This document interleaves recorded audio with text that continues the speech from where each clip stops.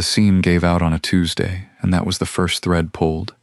She heard it before she felt it, a small, dry sound, like a knuckle cracking, somewhere near the foot of the bed. March light came thin and gray through the window of the Somerville apartment, the radiator clanking its tired complaint, and she lay still for a moment, listening, the way she had been trained since childhood to listen to fabric the way other people listen to breathing. 14 months of use had worn the old quilt down to something closer to memory than cloth. She pulled it up under her chin anyway. It smelled, faintly and impossibly still, of cedar and lavender water, of a house she no longer had a key to. She would not touch the seam that night. She told herself that, but she noticed it. A half-inch gap along the bottom binding, the cream calico pulling loose from the batting beneath, and something in her chest tightened before her mind caught up to why. She had made this quilt with her own hands, once, at her grandmother's knee, though the credit for it, the years of it, the stitches taught patiently by firelight, had never once appeared in any document with legal weight. She thought of the mahogany office on State Street, 6 weeks after the funeral, the smell of old paper and her aunt's expensive perfume fighting for the same air. She thought of the attorney's reading glasses sliding down his nose as he recited, in his careful, weary voice, the disposition of a federal townhouse on Beacon Hill, of investment accounts with numbers she had not let herself fully hear. And she thought of the moment after, the quilt, folded and handed to her across the table like a chore being discharged, and her aunt's voice, bright and brittle as cracked ice. Rags for the sentimental one. She had not cried in that room. She had promised herself that much at least, on the drive in, gripping the wheel of a car that was no longer half hers. She had not cried when the elder aunt tucked her Chanel bag beneath her arm and swept toward the elevator without a backward glance, nor when the younger aunt murmured something to her husband about lunch reservations before the ink on the will was even dry. She had only nodded, taken the quilt, and gone home to an apartment that still held the shape of a marriage that had ended 10 months prior. Now, in the gray March light, she ran her thumb along the loosened seam and felt, beneath the give of the fabric, something that was not batting, something flat, something with edges. She sat up slowly, the quilt pooling in her lap, her breath caught somewhere between her ribs. She had spent 11 years restoring other people's damaged textiles for a living, coaxing secrets out of moth-eaten samplers, finding initials stitched into hems no one had noticed in a century. She knew, with a certainty that made her fingers go still, that whatever her grandmother had sewn into this quilt had not been left there by accident. She did not tear at the seam.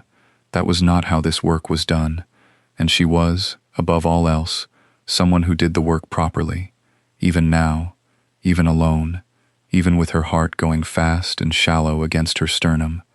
She rose from the bed and crossed to the small table by the window where she kept her tools, a habit she had never broken, not through the divorce, not through the move to the apartment that smelled faintly of someone else's cigarettes no matter how many windows she opened. She found her seam ripper, the one with the bone handle her grandmother had given her the year she turned 15, and she carried the quilt to the table the way she would carry a client's heirloom, with both hands, level, unhurried. The bottom edge of the quilt had always been the weakest. She remembered stitching it herself once, at 9 or 10, her grandmother's hand steadying hers, the fire ticking in the grate of the Beacon Hill parlor, while snow pressed itself against the window glass. She had assumed, all these years, that the wear along that edge was simply where small hands had first learned thread. She had never once imagined there was anything beneath it worth finding. She worked the ripper along the failed stitches, widening the gap her own years of use had already begun. The batting inside was old cotton, gone flat and yellow with age, and beneath it, wrapped in a scrap of unbleached muslin that had clearly been hand-basted shut, was a shape no larger than a paperback book. Her breath came out of her in a single, unsteady exhale. She set the quilt down and lifted the packet free, and it weighed almost nothing, and it felt, absurdly, like holding a small animal that had been sleeping a very long time. She did not open it right away. She sat with it in her lap at the kitchen table, the radiator hissing behind her, the light outside the color of dishwater, and she thought of her grandmother's hands, the knuckles swollen with age, the wedding ring loose enough to spin, guiding a needle through exactly this spot, decades before Eleanor had been born to sit beside her. Whatever had been hidden here had been hidden on purpose, sealed with the same careful, patient stitches Eleanor herself had been taught, as if her grandmother had known, even then, that only a person who understood thread would ever think to look. Her fingers found the edge of the muslin fold. She hesitated only a moment before she began, gently, to pick it open, and felt, beneath the fabric, the unmistakable ridge of paper that had been folded more than once, a long time ago, by someone who had wanted it kept safe and kept quiet, for exactly as long as it took the right person to find it. The muslin gave without tearing, the old thread surrendering in small dry pops, like something exhaling after a long time holding its breath.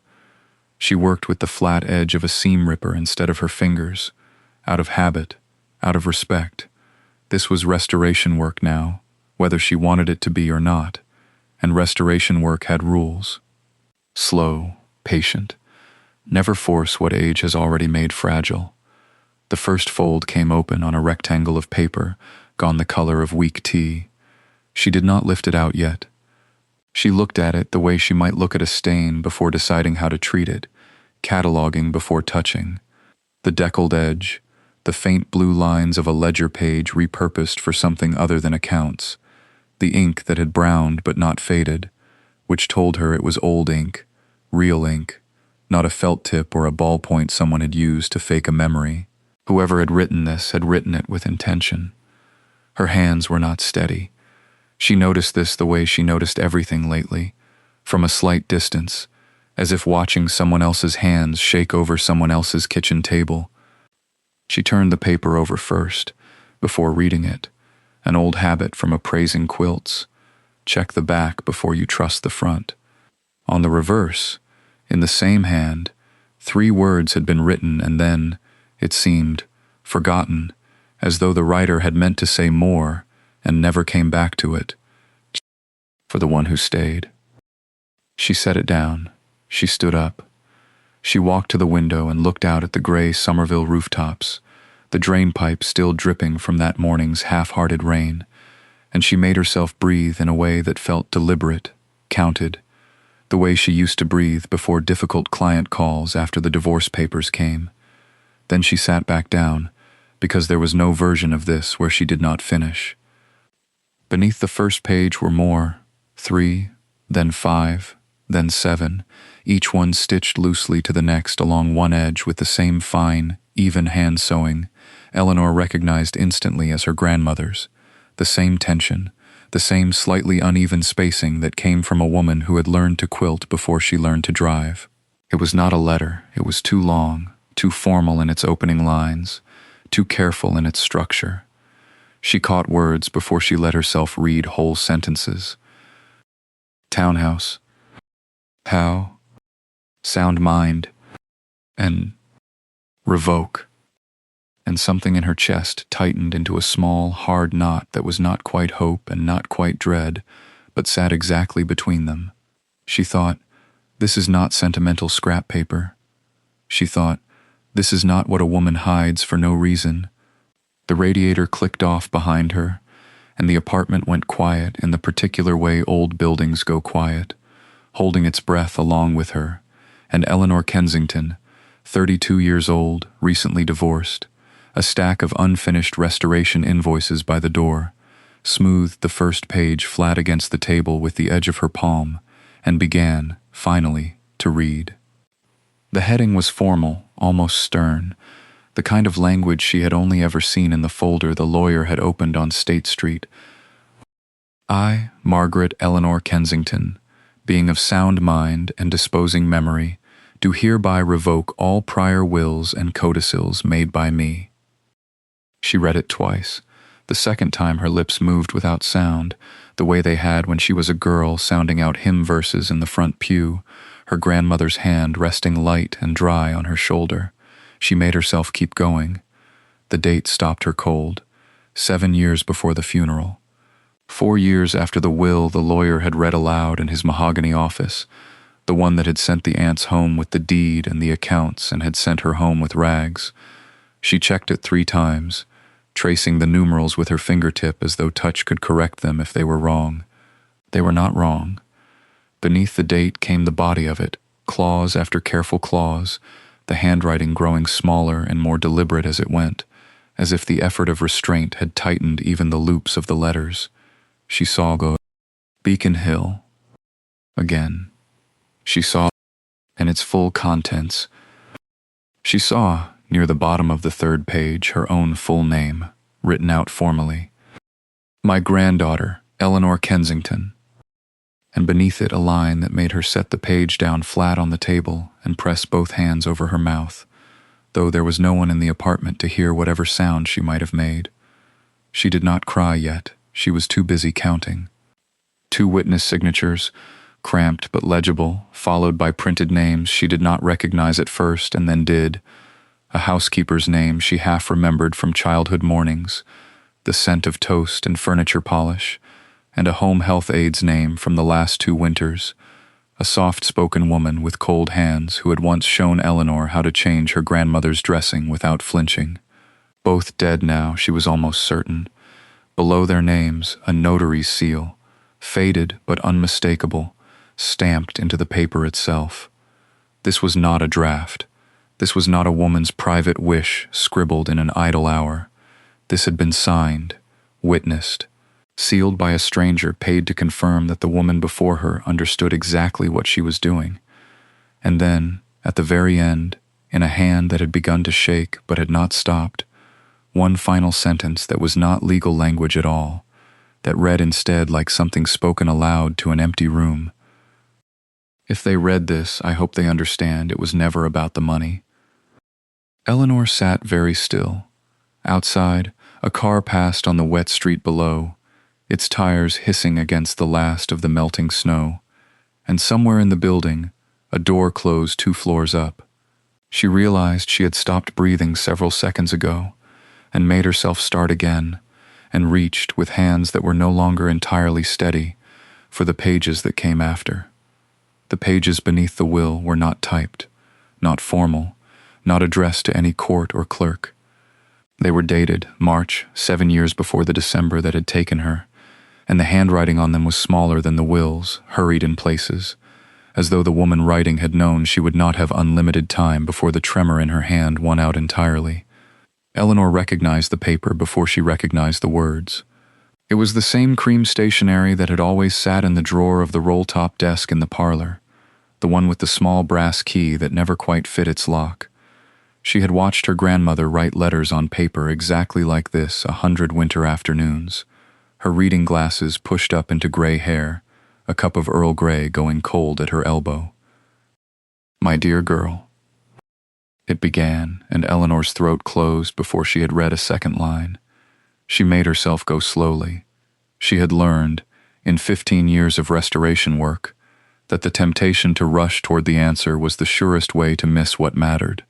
A torn seam told you nothing if you yanked at it. You worked it apart thread by thread in the order it had been sewn, or you lost the story the stitching was trying to tell you. So she read the letter the way she would have read a maker's mark hidden in a hem, slowly and twice. Her grandmother wrote of the 2 daughters not with anger, which would have been easier to dismiss, but with something closer to exhausted clarity. They call on Sundays because Sundays are convenient.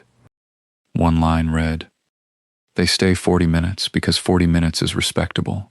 I have watched them check their watches during my own coughing fits.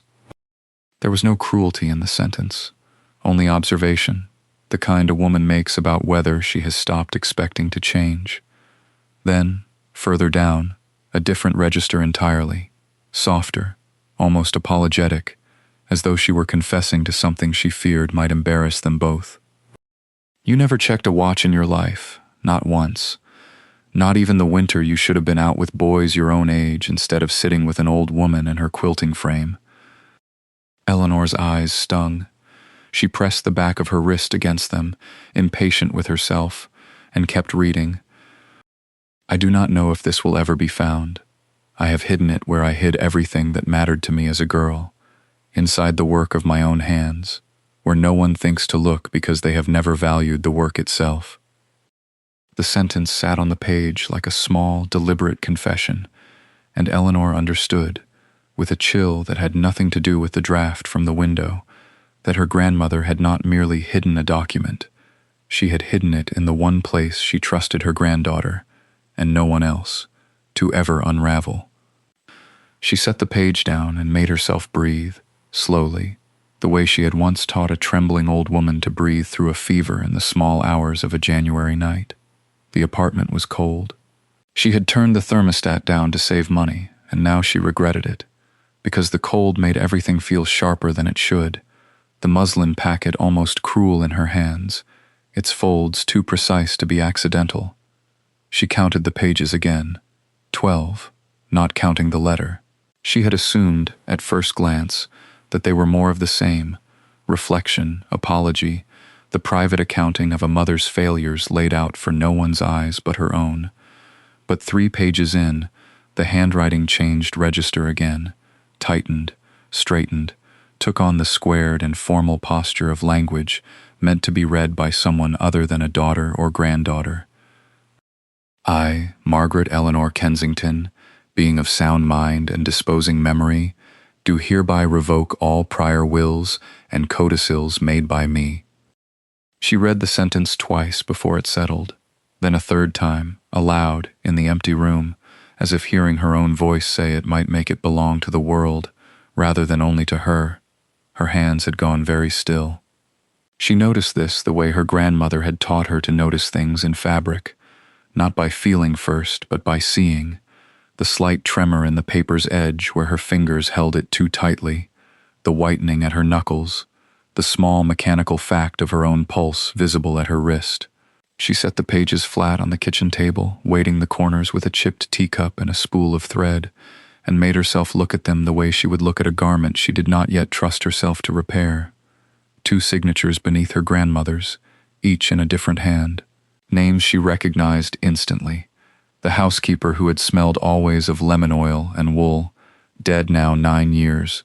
The home health aide who used to hum hymns under her breath while she took her grandmother's blood pressure, dead 6.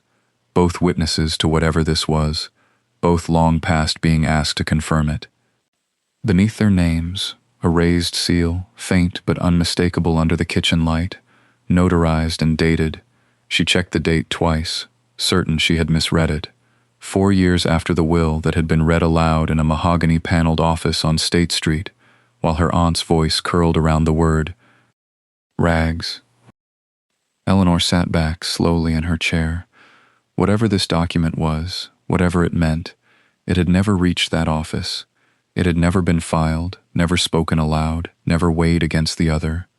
It had simply waited, folded and stitched and silent, inside the one object no one else had thought worth touching. She looked at the quilt where it lay open across her bed, its bottom seam gaping like a mouth that had finally decided to speak, and understood she was no longer merely reading her grandmother's grief. She was reading her grandmother's intentions. She made herself set the pages down before she read further, the way she had once made herself set down a torn textile before pulling at a loose thread, because pulling too fast was how you lost the whole piece. Her hands were not steady. She noticed this the way she noticed everything now, from the outside, as if watching someone else's hands hover over someone else's kitchen table. She poured water she did not drink.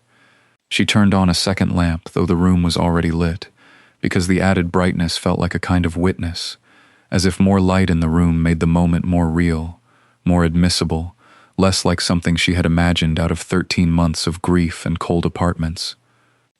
The muslin packet held more than the single sheet she had already unfolded. Beneath it, stitched with the same small, patient hand, lay a second document, longer, denser, its paragraphs formal in a way the letter above it had not been. Last Will and Testament of Margaret Eleanor Kensington. She read the words twice before they arranged themselves into meaning. Not a letter, not a confession scrawled in private anguish. A will, an actual will, with clauses, with numbered paragraphs, with the dry legal cadence she recognized from the office on State Street. I hereby revoke all prior wills and codicils. A sentence that made her sit up straight, because she understood, even without a law degree, even without the attorney's weary reading glasses across the desk, what those 5 words were built to do. She read the paragraph concerning the townhouse 3 times. The 4th time, she read it aloud, quietly, to the empty apartment, to see if the words changed shape when spoken. They did not. They named her, not the aunts, her. She thought of the elder aunt's mouth curling around rags for the sentimental one. And the memory arrived with a strange, cold clarity, as though she were watching it now with better light. She thought of the mahogany table, the attorney's tired eyes, the way no one in that room had thought to ask whether a woman who quilted every document of her life into fabric might have quilted this one too. She thought of her grandmother's hands, arthritic in the last years, still finding the strength to thread a needle by the fire, while Eleanor sat across from her, home from another visit her aunts had not made. She did not cry. She had expected to, and the absence of it surprised her more than the pages themselves. What she felt instead was something quieter and more exacting, the particular alertness of a restorer who has just found, beneath a spoiled surface, a mark that proves the piece is older and worth more than anyone had claimed. She looked at the date beneath the notary's seal again. Then she reached for her phone, scrolled to a number she had not called in 14 months, and found she could not yet make herself press it. She set the phone down on the kitchen table, face up, as though it might ring on its own and spare her the decision. The apartment was quiet in the way March apartments in Somerville are quiet, radiator ticking, a neighbor's television murmuring through the wall, the smell of last night's coffee gone cold in the pot. She did not touch the pages again right away. She let them sit on the ironing board where she had laid them out, waited at the corners with sewing pins so the muslin would not curl, and she made herself walk to the window and look at the gray yard below, the one dead rosebush her landlord never pruned. She thought, I should call the attorney first. Not the aunts, not anyone else, the attorney. But even that felt too large a step to take standing in a kitchen that smelled of instant coffee, in a cardigan with a hole at the elbow, 14 months divorced, and 3 freelance invoices behind on payment. She had learned, in this work, never to rush a fragile textile. You did not yank at a seam that had held for 60 years. You worked it loose a thread at a time, and you wrote down what you found before you moved anything, because provenance mattered as much as the object itself. So she went back to the ironing board and did what she knew how to do. She photographed the pages where they lay, each one, front and back, with a ruler beside them for scale, an old habit from cataloging estate textiles, one that felt almost absurd to apply to her own inheritance and yet steadied her hands. She noted the notary's seal, embossed rather than stamped, the kind that left a shadow you could feel with a fingertip in the right light. She noted the 2 signatures beneath her grandmother's, names she recognized instantly, names that made her sit down hard in the kitchen chair. The housekeeper, the home health aide. Both women had sat at that same fireplace some winters, had brought her grandmother tea while Eleanor threaded needles by the window. Both had been dead now for years, one from a stroke, one, she thought, simply from age, though no one in the family had gone to either funeral. She remembered that clearly. No one had gone. She wrote their names on a legal pad in handwriting that did not shake, though her chest had gone tight and strange. 2 witnesses, a seal, a date 7 years before the will that had been read aloud in that mahogany room, the room where a woman in a wool coat had called her. Sentimental. She looked at the phone again. Then, instead of calling the attorney, she did something else. She went to the closet, pulled out the quilt itself, and spread it fully across the living room floor for the first time since the seam had given way, searching, with a restorer's patient eye, for any other place where the stitching did not quite match. The overhead light in the Somerville apartment was not kind to old fabric. It flattened color, made shadows go blue where they should have gone gold. But she had worked under worse light than this, in worse rooms, and she trusted her hands more than her eyes anyway. She knelt at the quilt's edge the way she had knelt at 100 client pieces over the years, tracing the binding with 2 fingers, feeling for the almost nothing that told a restorer where a hand had once paused, doubled back, hidden something it did not want found. The bottom seam, the one that had given way in March, ran clean now, empty, its secret already surrendered. She moved past it toward the corners. At the northeast corner, where a triangle of faded indigo calico met cream, she found a second line of stitching beneath the first, smaller, tighter, done with a finer needle than the rest of the quilt. Not repair work, not the ordinary mending a well-used quilt collects over 40 winters. This was deliberate. This was a woman making sure something stayed exactly where she put it. Eleanor did not cut.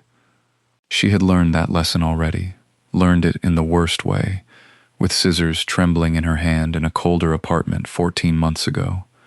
She worked a seam ripper instead, slow, a 1/4 inch at a time, the way she would have approached a museum piece worth more than her car. Nothing.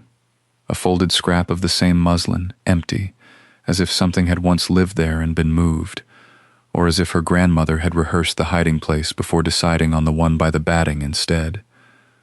She sat back on her heels.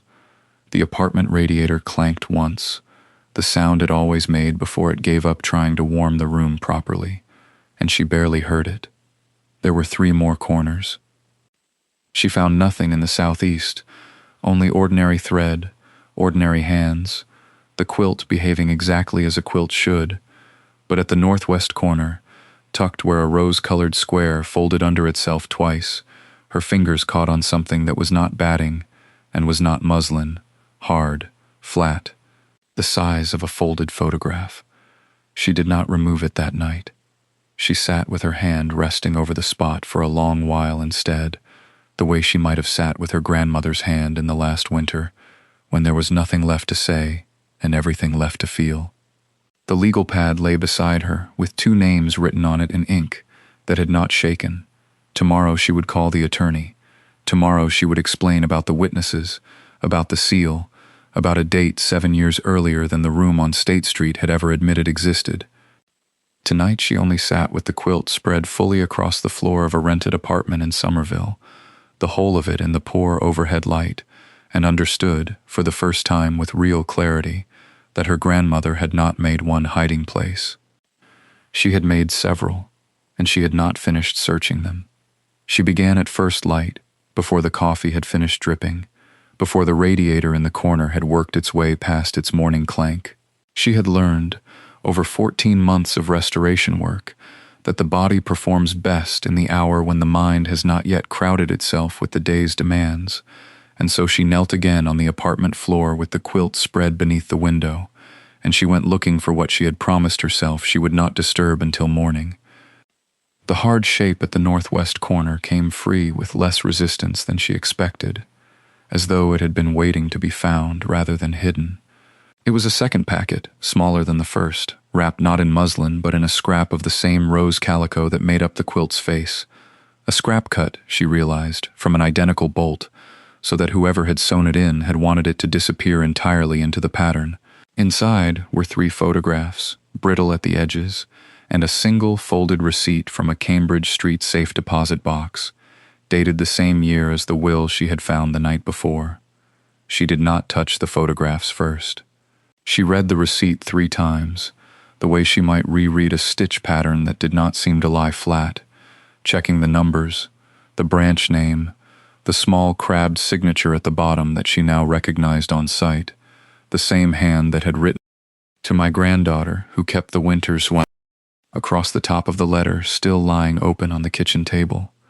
The photographs, when she allowed herself to look, showed the townhouse, not as she remembered it, warm and lived in, but earlier, a different decade, a different color of paint on the shutters, a man standing on the front steps whom she did not know, his arm resting along the iron rail, with the particular ease of someone who believed the house to be permanently his. On the back of one photograph, in the same ink as the will, was written a single line: "Ask the attorney about 1987. She sat back on her heels.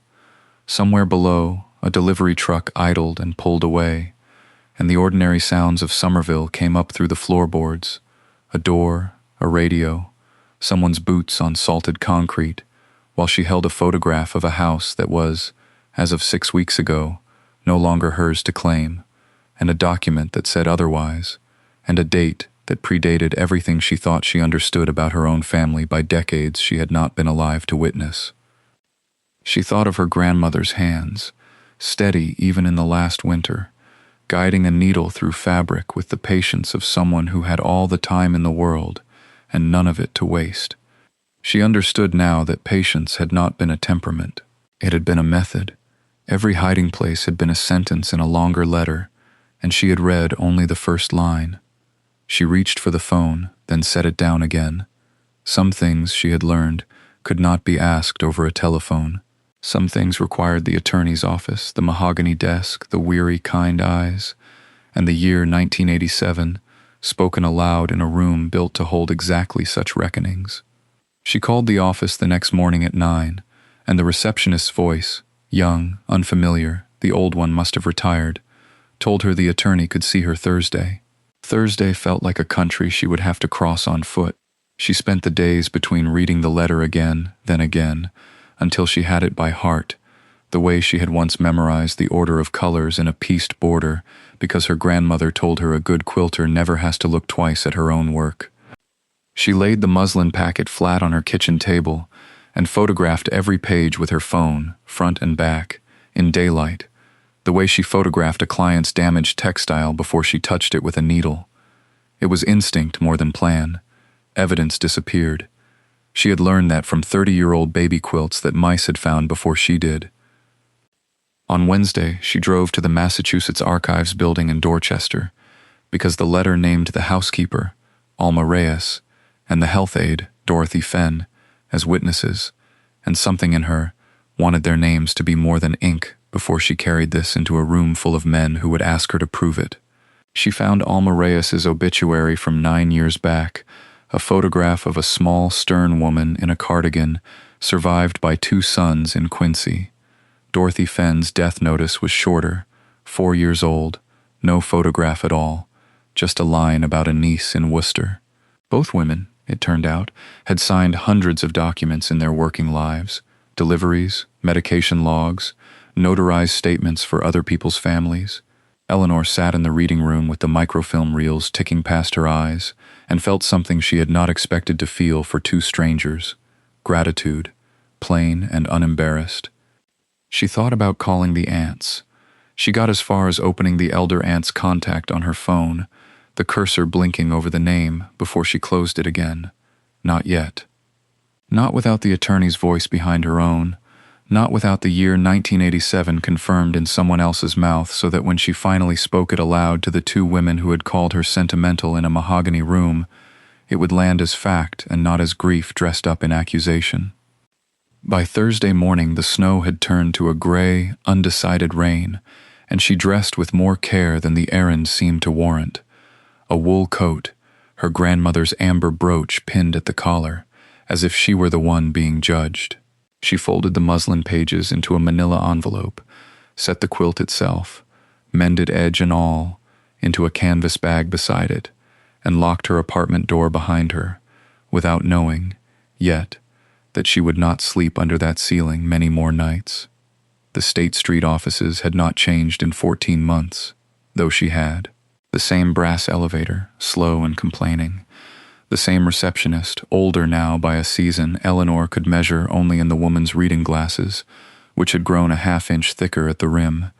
The attorney met her in the hallway rather than making her wait, and she took that as a kindness, the kind he had not extended to the aunts on the day of the reading.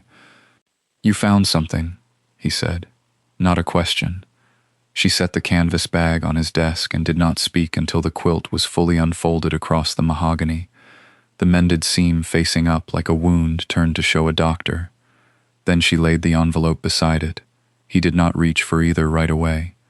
He looked at the quilt itself first, at the faded rose and indigo calico, and something crossed his face that she recognized because she had felt it herself in the reading room, the particular grief of a man realizing he had handled, without knowing it, an object worth more than the room he had handled it in. "May I?" he said, and only then did he open the envelope. He read standing, which struck her as strange, until she understood it was reverence, not haste. The muslin pages made a small, dry sound as he turned them, the sound of fabric remembering it was once cloth and not paper. He read the will first, his lips moving faintly over the notarization clause, and then the letter, and when he reached the second page of the letter, his reading slowed so noticeably that Eleanor found herself counting the rain against the window rather than watch his face. "The notary's seal is legitimate," he said finally. "I recognize the stamp. Whitfield kept an office 2 doors down from mine for 30 years, retired in '94, died not long after." He set the pages down with a care that seemed almost apologetic, as though he were laying something to rest a second time. "The witnesses, do you know these names?" "The housekeeper," Eleanor said. "And the woman who came in the last years, for her hip. I don't remember her face, only that she smelled like peppermint." He nodded slowly, as if peppermint were the kind of detail a court might actually credit, and perhaps it was.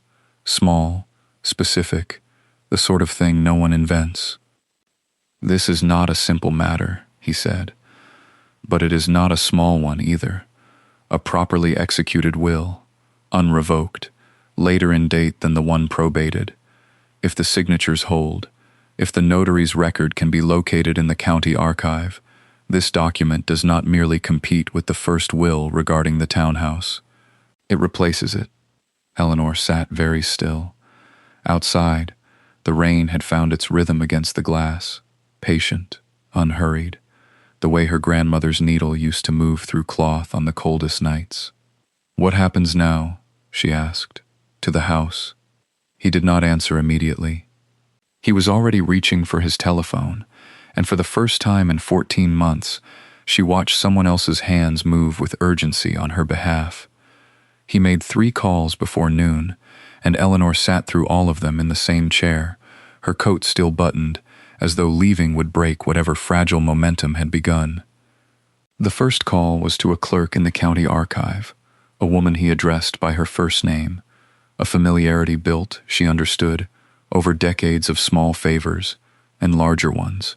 The second was to a colleague who specialized in probate litigation, a man whose name she did not catch, but whose tone, even secondhand, sounded like caution wearing a suit. The third call he made with the door half closed, and though she could not hear the words, she could hear the shape of them, careful, measured, the voice of a man laying groundwork before he says a thing aloud that cannot be unsaid. When he returned to his desk, he did not sit. He stood at the window with his hands behind his back, watching the rain, and for a long moment he said nothing at all. "The archive holds notary records going back to the year in question," he said finally. "It will take days, not months. If her seal is there, if the log shows her name against a document executed on the date written on this page," he tapped the muslin-wrapped will, still open on the blotter, "then we are not speculating, we are confirming. And if it isn't there," Eleanor said, "then we argue harder, but I do not think we will need to." He looked at her then, and something in his weary face had shifted since the morning, some tiredness replaced by the particular alertness of a man who has, after years of watching families divide inheritances like spoils, been handed a case that might, for once, end correctly. "In 31 years of this work," he said, "I have read a great many wills. Most of them are transactions. This one reads like a confession." She thought of the letter folded beneath the will, still unread by anyone but her, the ink gone brown at the edges, her grandmother's hand growing shakier toward the final lines, as though the writing itself had cost something. She had not shown it to him, not yet. It felt, absurdly, like undressing in front of a stranger, though the stranger was kind and the room was warm, and the rain outside kept its patient rhythm against the glass. "There's a letter," she said. He turned from the window. "You didn't mention a letter." "I didn't think it mattered to the law." It may not, he said, but I suspect it matters to everything else. He held out his hand, not for the will this time, but for the second folded page still resting against her coat pocket, and Eleanor, after a breath, gave it to him.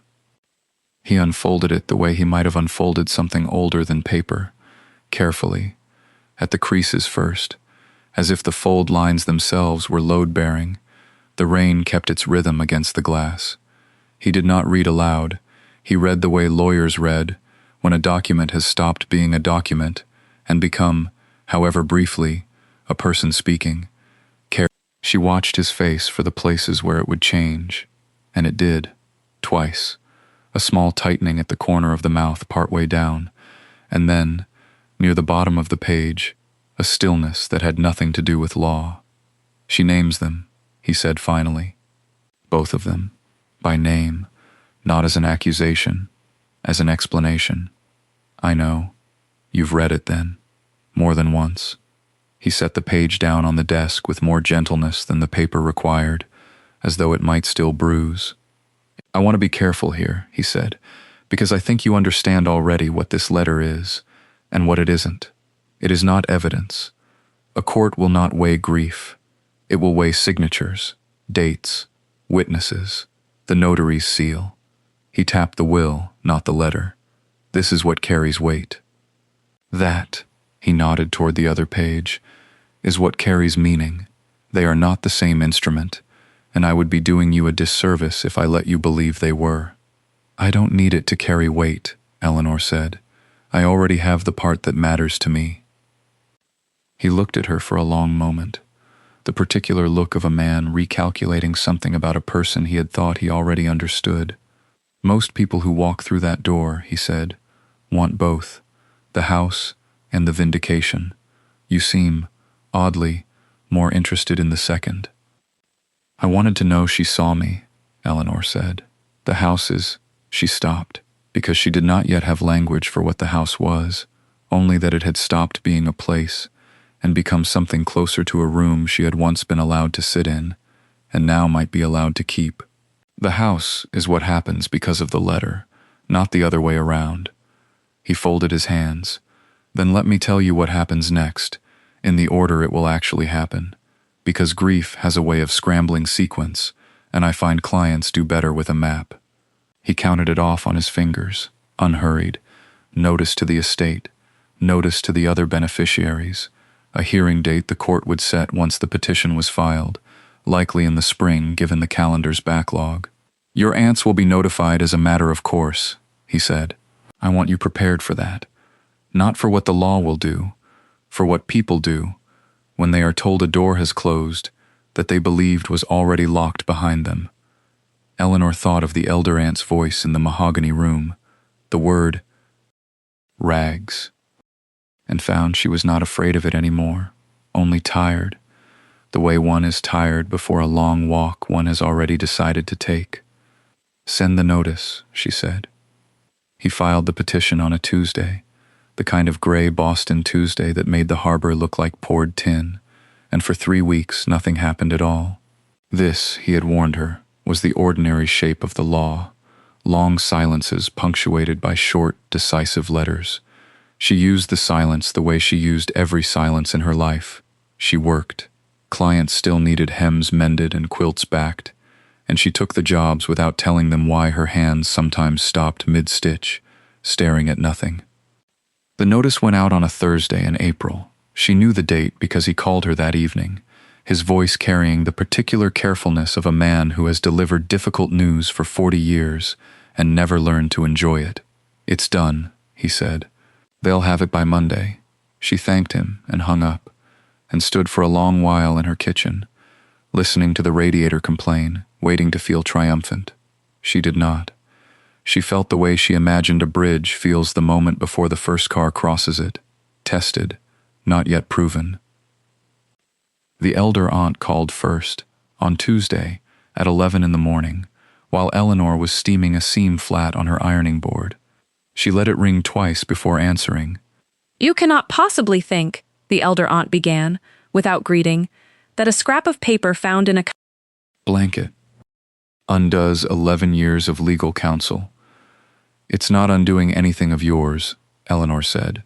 The accounts stay exactly where they are. It's only the house. Only the house. The elder aunt's laugh had no air in it. You understand what that house is worth. You understand what people will say when it comes out that the sentimental one produced a will nobody witnessed. 2 people witnessed it, Eleanor said quietly. Their names are on it. You can ask the attorney yourself. There was a silence then, the kind that told her more than words would have. A silence in which the aunt was doing arithmetic, not grieving. We will contest this, she said finally, and the line went dead before Eleanor could answer. The younger aunt did not call at all. She sent a letter instead, on her husband's firm's letterhead, 3 clipped paragraphs that used the word irregularity twice, and the word grandmother not once. Eleanor read it standing at her own front door, coat still on, mail in one glove, and felt something in her chest settle rather than break, a recognition, plain and almost peaceful, that she had already grieved the version of her family that might have simply been glad for her. She called the attorney back that night. They're going to fight it, she said. I assumed they would, he answered. Let them. The paper will still say what it says. The paper, as it turned out, said quite a lot. Over the following week, the attorney walked her through the mechanics of what a contest would actually require. Not outrage, not letterhead, but a filing in probate court, a docket number, a judge who would look at 2 witness signatures and ask, plainly, whether either witness had been coerced, incompetent, or invented. He said the second word. Invented. With the faint dryness of a man who had already guessed how the aunts' minds were working and found it tiresome rather than frightening. They'll need affidavits, he told her, or they'll need to attack the witnesses themselves, and the witnesses are dead. Is that good for us or bad for us? She asked, and he almost smiled. It means no one can put either woman on a stand and rattle her. It also means we have to prove who they were without asking them. Fortunately, your grandmother kept records the way some people keep grudges, thoroughly and for a long time. He asked Eleanor then whether she had anything of the housekeeper's, a letter, a Christmas card, a note in a margin, anything with the woman's hand on it, something the court could set beside the signature on the muslin pages and call a match. Eleanor thought of the recipe box in the Beacon Hill kitchen, still unopened since the funeral, index cards yellowed at the corners, and a hand she remembered from before she could read well enough to know what the words said, only that the A always slanted forward like it was leaning into a wind. She promised to look. She drove into the city on a gray Tuesday with the kind of low, flat sky that makes noon look like 4 in the afternoon, and let herself into the house with the key the attorney had given her. Not a right yet, only a courtesy, pending the hearing, and stood a long moment in the front hall before she moved. The recipe box was exactly where memory had placed it, dust along its lid in a rectangle where nothing had touched it in over a year. Inside, tucked behind a card for lemon bread, she found what she wasn't looking for, a folded note in the housekeeper's hand, thanking Margaret for a raise she hadn't asked for, dated the same autumn as the muslin pages. She sat at the kitchen table with the note and the will side by side under the window's gray light, comparing the slant of the letters like a woman reading her own future in tea leaves, and felt, for the first time since the phone call, something closer to certainty than hope. The slant matched. She checked it 3 times, laying a ruler along the housekeeper's careful A, and then along the wills, and each time the angle held, the same forward lean, the same small hook at the top where the pen had lifted too soon and come back down. It was not proof a court would accept. She knew that much from the attorney's careful language on the phone. Corroborating, not conclusive. But it was proof enough for her own chest, which had been holding its breath in some low chamber for 14 months without her noticing. She photographed both documents on the kitchen table, the light doing what gray February light does, flattening everything to the same pale value, and she thought, I need better light than this. She thought it the way a restorer thinks it, not the way a granddaughter does, and was almost ashamed of how easily the old habits returned. The angling of the lamp, the search for a magnifying glass in a drawer that still held rubber bands gone brittle, and a broken pencil sharpener nobody had thrown away. She found the glass in the drawer by the telephone, where it had always lived, and under it the housekeeper's signature opened up like a small country. There were 2 witnesses on the will. She had read their names a dozen times already without truly seeing them, and now she went looking for the second, the home health aide, in the recipe box, in the hall closet, in a shoebox of Christmas cards she had no permission yet to open but opened anyway, standing at the closet with her coat still on. She did not find the aide's hand that afternoon. She found instead a photograph, curled at one corner, of a woman in a cardigan standing beside a wheelchair on the front steps of the house, both of them squinting into a summer she couldn't place, and on the back, in Margaret's slanting pen, July. She stayed through my worst month and asked for nothing. Eleanor sat down on the closet floor with the photograph in her lap and did not move for some time. When she finally called the attorney's office, it was nearly 5, and the receptionist's voice had the tired courtesy of someone counting down to the elevator. She left a message describing the note, the slant, the photograph, careful to keep her voice level, professional, the voice she used when telling a client their damaged textile could, in fact, be saved. She did not say, "I think I've found something."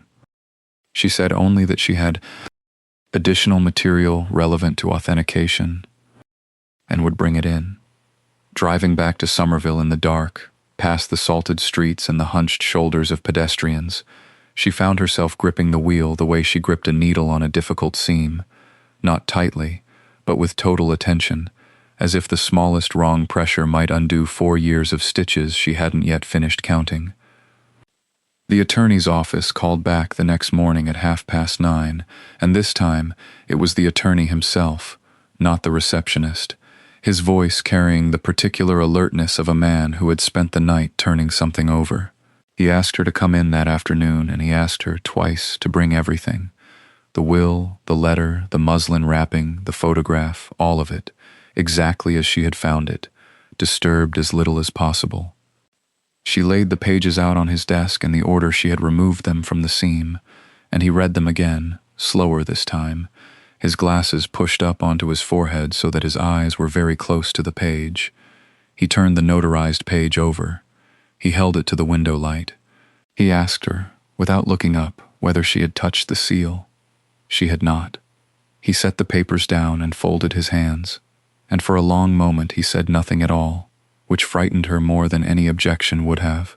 Then he told her that in 31 years of practicing trusts and estates law, he had seen exactly one other case of a superseding will surface after distribution, and that case had taken 4 years and 2 lawsuits to settle. He said this not as a warning, but as a kind of confession, an old man admitting the limits of what he thought he understood about the dead and what they left behind. He asked about the 2 witnesses named on the document, the housekeeper, the home health aide, and Eleanor gave him what she knew, which was little more than their names and the years they had worked in the house. He wrote them down anyway. He said he would need death certificates, employment records, anything that could place them in that house on that date. He said the notary's seal would need to be verified against state archives, a process that could take weeks. Weeks, she repeated. He looked at her then, with something that was not quite pity and not quite admiration.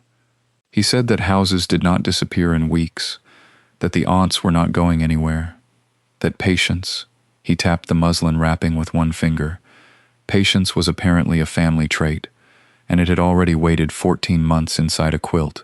It could wait a little longer inside a filing cabinet.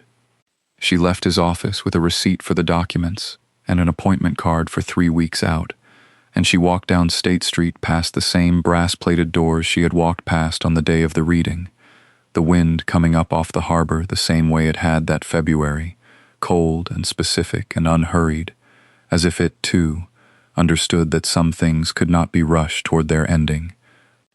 The 3 weeks did not pass quietly.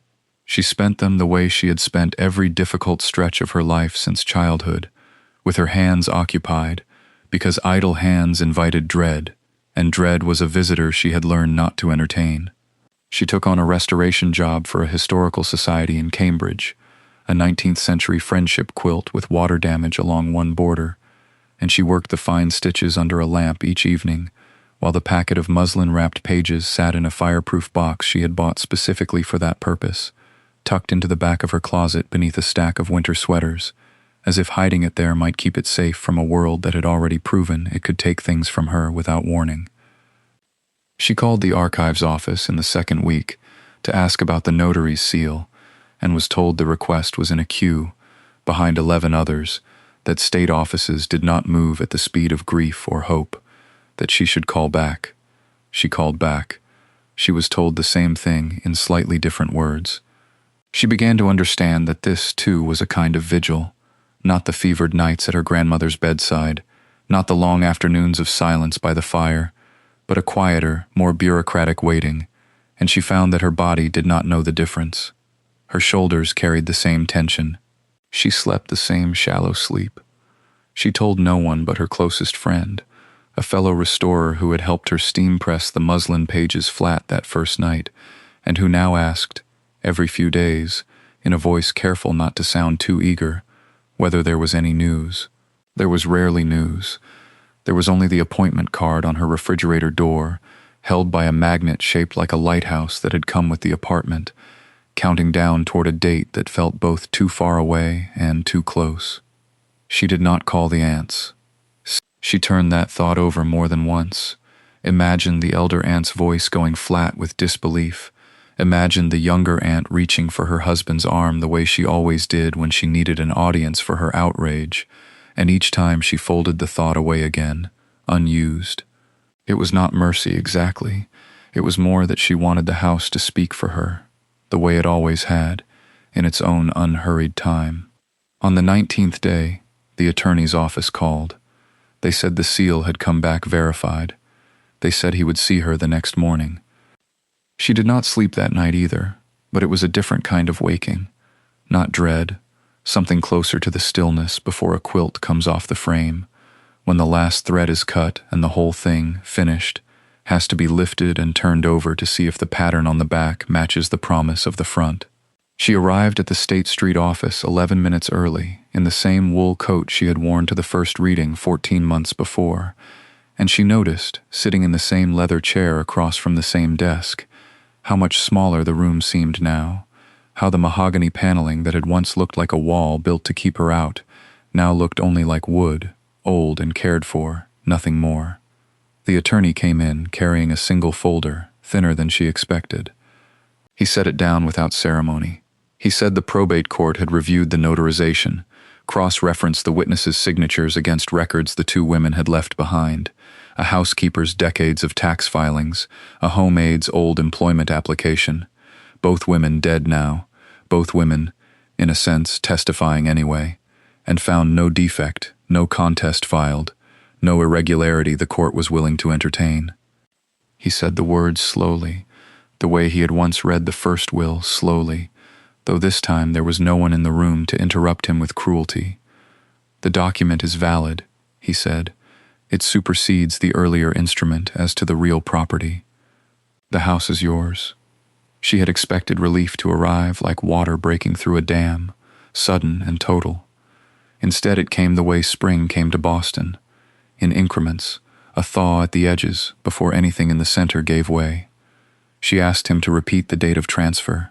He told her, 5 months from the day she had first brought him the muslin pages, 19 months, almost to the week, since the funeral in the cold chapel, with its wet wool coats and its murmured condolences that had never once been meant for her. She thought of the aunts only briefly and without triumph. She thought, instead of a woman bent over a hoop by firelight, saying nothing about what she meant to leave behind, letting her hands say it instead, one stitch at a time, for years, in a place no one else had thought worth staying in long enough to notice. The attorney slid the folder toward her. There is a hearing date, he said. After that, the house will need you. The probate hearing was set for a Tuesday in early June, and she spent the weeks before it the way she had spent every difficult season of her life, with her hands occupied, because idle hands invited dread. She took in 3 restoration jobs that spring, more than she needed, and worked late into the evenings with the quilt folded on a chair beside her work table, no longer on the bed, no longer needing to be. She had begun to think of it differently now, not as bedding but as evidence, though the word felt too clinical for something that had kept her warm through the worst winter of her life, without asking anything of her in return. The courtroom, when the day came, was smaller than she had imagined. A plain room on the 3rd floor of a building on New Chardon Street, fluorescent lit, without a trace of the mahogany she had grown to associate with matters concerning her grandmother.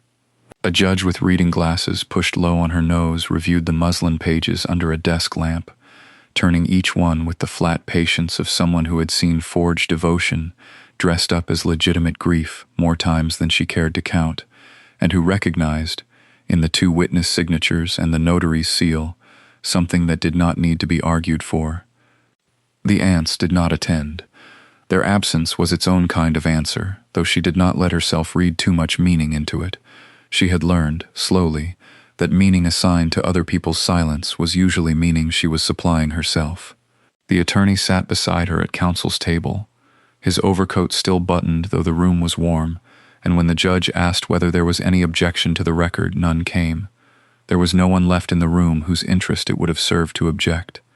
"The court finds the instrument valid," the judge said, in a voice with no more weight in it than if she were confirming a parking violation, and Eleanor understood in that moment that the largest events of a life often arrive administratively, filed and stamped, indistinguishable on paper from 100 smaller matters heard the same afternoon. She signed where she was told to sign. She was handed a certified copy still warm from the copier. Outside, on the courthouse steps, the June light came down flat and white across Cambridge Street, and she stood there a long moment before she let herself think the word home. Because she had learned not to trust good news until she had held it in her hands long enough to know it would not dissolve. The keys came in an envelope from the attorney's office, plain and unceremonious, the kind of envelope that might have held a dry cleaning receipt. 2 brass keys and a smaller iron one for the cellar door, worn smooth on one edge where a thumb had pressed it 1,000 times before her own thumb ever would. She did not go to the house that day. She drove to Somerville instead, back to the 1-bedroom apartment with its radiator that clanked and its window that would not quite close, and she sat on the edge of the bed she had slept in for 2 years of a marriage's ending and a grandmother's dying, and she let the certified copy of the will lie on the nightstand until morning, because some things had to be approached the way she approached a fragile textile, slowly, with clean hands, without the eagerness that tears fibers.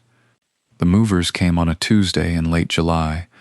There was not much to move: a bed frame, a work table, 4 boxes of fabric and thread organized by decade rather than color, and the quilt itself, which she carried up the Beacon Hill steps herself, folded over both arms like something asleep. The house smelled the way it had always smelled underneath its dust: beeswax and old paper and, faintly, the ghost of her grandmother's lavender water, and she stood in the front hall a long moment, listening to the particular silence of a house that had been closed for a year and a half, waiting to see if it recognized her. She did not touch the parlor for the first month. She started instead in the small back bedroom on the 3rd floor, the one that had been hers every winter from the age of 7, stripping the old wallpaper by hand in strips no wider than her palm, finding beneath it a second, older paper, cabbage roses, faded to the color of weak tea, that she suspected her grandmother had chosen as a girl and never had the heart to remove entirely. She left a square of it exposed behind the closet door, a small window into a decade she had never seen. It felt less like renovation than restoration, the same patience she brought to a torn hem or a rotted seam, and she understood, scraping paste from her fingernails in the failing evening light, that she was doing to the house exactly what the house had once done to her, holding still long enough to be known. By April she had moved to the parlor, and here the work slowed to the rhythm of an archaeologist rather than a renovator. She found, behind the marble mantel, a shallow niche Someone had plastered over, perhaps in the 1950s, the estate attorney guessed later, when the house had briefly changed hands within the family, and inside it, wrapped in newspaper gone the color of weak tea, a single child's mitten, hand-knit in indigo wool, its mate long lost. She did not know if it had belonged to her grandmother or to one of the aunts as girls, before the coldness set in, before Boston's drawing rooms became more interesting than a mother's fire. She kept it anyway, on the mantel, unexplained, the way she had learned to keep things now, not for what they proved, but for what they refused to answer. The younger aunt called once, in May, her voice careful in a way it had never been at the reading. She said she had heard, through the cousins, that the house was being kept up nicely. She did not ask to visit. Eleanor said she was welcome to, any Sunday, and there was a long pause on the line, the particular silence of someone deciding whether pride would let her accept an invitation from the niece she had once dismissed as a rag collector. She did not come that Sunday, or the next. The elder aunt did not call at all, but Eleanor heard, second-hand, that she had described the second will to a friend as unfortunate, as though it were weather, a thing that had simply happened to her, rather than a judgment rendered in her own mother's hand. Eleanor did not repeat this to anyone. She found she had less appetite for it than she'd expected. The satisfaction of being right had turned out to be a thinner meal than grief, and grief, it seemed, intended to stay for a while yet. She worked through the summer with the windows open, sanding the parlor floorboards on her knees while the sounds of Beacon Hill drifted in. A dog on a leash, a delivery van idling on the cobblestones, church bells from the common, counting the hour the way they must have counted it for her grandmother, decade after decade, winter after winter. In the evenings she sat with the mended quilt across her lap, running her thumb along the seam she had closed herself, the stitches small and even, and slightly darker than the surrounding calico, a scar she had made no attempt to disguise. She had thought, at first, to hide it. She had decided instead to leave it visible, the way a good restoration always left some trace of the wound it had healed, so that anyone who looked closely enough would know exactly where the truth had been kept. 3 years passed the way Boston winters always had in that house, slowly, then all at once, marked by the sound of the radiators knocking awake in November and falling silent again in April. She learned which floorboard in the upstairs hall announced her before she reached the bedroom door, learned that the parlor caught the last light of the day around 4 in winter, a gold that pooled on the wide plank floor she had sanded herself. She kept her restoration business, took on clients who found her through word of mouth, a museum in Salem, a widow in Cambridge with her mother's christening gown, a young bride who wanted her grandfather's army blanket repaired before the wedding. She worked at the same long table where she had once learned to thread a needle by firelight, and she did not think this was sentimental so much as simply true. The house had always been a place where things were mended rather than replaced. The aunts did not visit. She had not expected them to, and found she did not mind it the way she once might have. They kept their accounts, their brokerage statements, their circuits of country clubs and charity galas, and she kept the house, and there was a fairness in that division that no court order could have manufactured, though a court order had, in the end, been required to say so plainly. On the anniversary of the discovery, a date she marked privately, without ceremony, she took the quilt down from the foot of the bed and spread it across her lap in the parlor, the fire low, the window dark early the way it always went dark early in a Boston February.